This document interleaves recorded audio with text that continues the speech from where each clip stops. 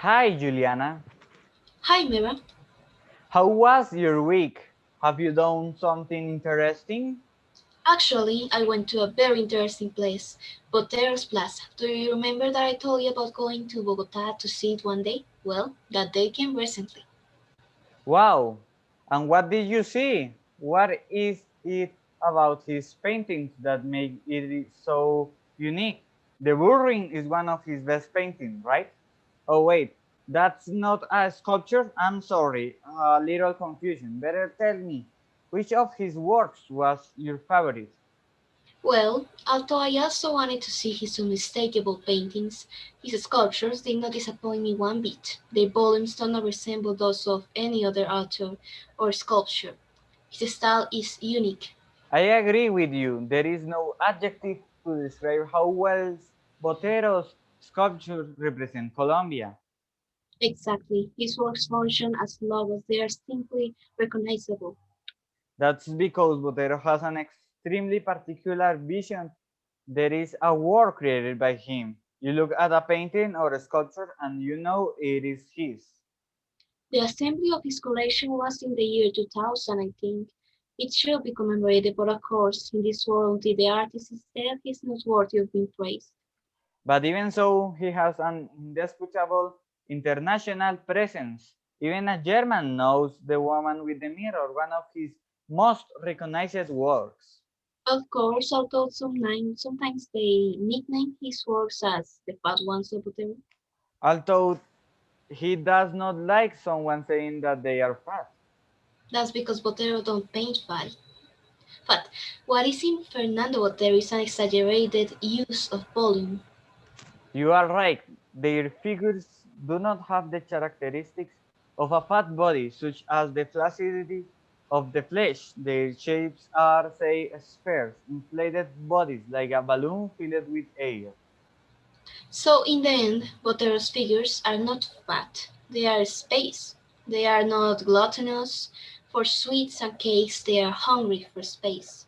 But Botero not only inflates human figures, he makes scissors, a book, or a chair, to name a few. Look around.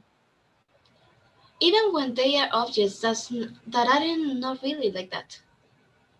That's why the truth is that he not only paints people like that, he also does it with the furniture or houses. One way of perceiving that they are not fat is by making a comparison between the woman paid by Rubens, who are fat, and the woman paid by Botero, who are full of volume. That is a good way of assimilating ourselves. And for that reason, it is better to know its beginnings, although the story that tells how it was that it came to paint in this way is well known. I still remember it, so full of inspiration and uniqueness. It is incredible that just one day painting a kind of guitar called mandolin, Botero put a very small hole in the instrument, and when doing this object, the object was as if it was inflated. And since then, what he does is play with those proportions. For example, if we have a very wet face but you paint a small mud, then the surface wins, it gets bigger. Going back to the author of such words worthy of admiration, Botero is a very cultured man in the history of art. Not only that, he's a real respectful of great painting. He works from this story. And this is very important to him as well as to us, critics and admirers of art. Exactly. Fernando Botero from the Pires go in touch with the great museums of Europe. I understand that at that time, among his works, there was a self portrait of Dürer from 1968, a portrait of Velázquez, painted in 1998, 7, sorry, and a portrait of Cézanne, painted in 1998. as well as a painting entitled The Meal with Ingres and Piero della Francesca from 1972. And as always, all of them with the characteristics of his work. He's a man overflowing with culture. He highlights his roots, his origins, and the past and reality of his land. In addition, he touches on themes that other classical artists have tackled, as in The Rape of Europe. Oh, you are talking about Botero's painting, in which he refers to Greek myth that tells how Zeus turned into a bull and that I think he kidnapped a woman called Europa. It's exactly that the Antioqueño paints the scene in the middle of a bull.